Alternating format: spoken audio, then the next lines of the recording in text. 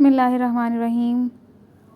आज बनाने जा रहे हैं हम मूली का पराठा। सर्दियां हैं और सर्दियों में इस तरह का ब्रेकफास्ट जो है वो ख़ास तौर पे पंजाबियों में बहुत ज़्यादा पसंद किया जाता है।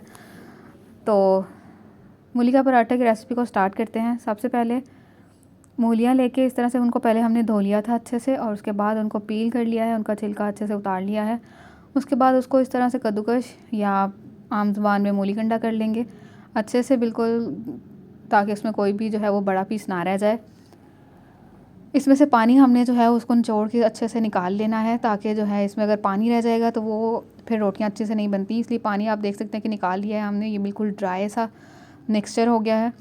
इसमें अब हम मसाला जात शामिल कर लेंगे जो भी ज़रूरी हैं। सबसे पहले ये हमने शामिल किया है जी इसमें गरम मसाला। उसके साथ ये है जी हल्दी। आप जितनी आपकी मूलियाँ हों उस हिसाब से आप हस्बे ज़रूरत सारे मसाला जात शामिल कर सकते हैं। ये जी रोस्टेड ज़ीरा और सूखा धनिया है, उसको हमने शामिल कर दिया है। दादर सा इसको हमने किया हुआ है, बिल्कुल अच्छे से पीसा हुआ नहीं है। और ये जी मेथी है, सूखी मेथी को अच्छे से मसल के इसमें शामिल कर दिया है। उसके साथ ही ये सब्ज़ धनिया और सब्ज़ मिर्चें, इनको हमने बिल्कुल बारीक काट के रख लिया था पहले ही, उसको इसमें शामिल कर देंगे।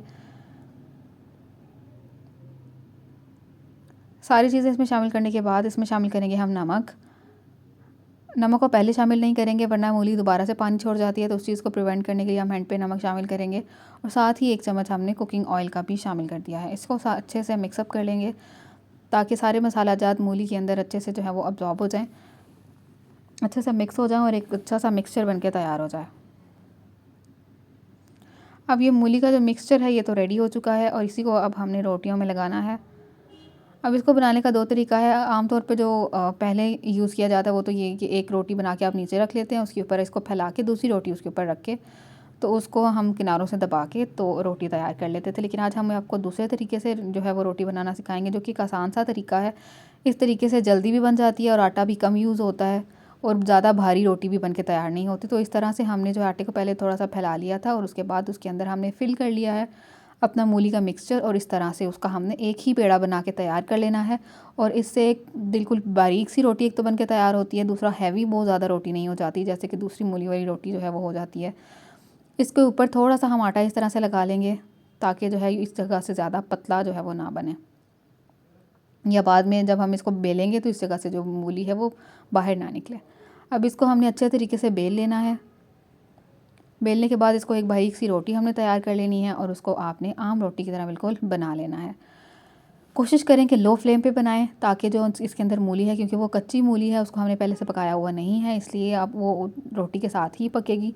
तो लो फ्लेम पे जो है वो आप रोटी को बना के तैयार करें, ताकि जो अंदर मूली है वो अच्छे से पक जाए और एक मज़ेदार सा मूली का पराठा जो है वो बन के तैयार हो जाए। अच्छे से बेल लिया है हमने, और उसके बाद हमने इसको इस तरह से तवे पे डाल देना है। लो फ्लेम पे इस रोटी को बनाने में काफ़ी टाइम लग जाता है, ऑलमोस्ट 10 मिनट एक रोटी पे ज़रूर लग जाते हैं, क्योंकि लो फ्लेम होता है इसलिए।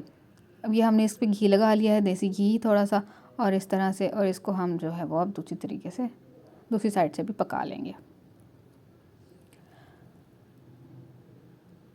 सर्दियों में ब्रेकफास्ट में आप ये रेसिपी ज़रूर ट्राई करें, और हमें ज़रूर बताइएगा कि आपको हमारी ये रेसिपी जो है वो कैसी लगी। और अगर आप हमारे चैनल पर नए हैं तो हमारे चैनल को सब्सक्राइब ज़रूर कर लीजिएगा। अगर आपको हमारी वीडियो अच्छी लगी हो तो वीडियो को लाइक कर लीजिएगा, और वीडियो को एंड तक देखने के लिए आपका बहुत शुक्रिया।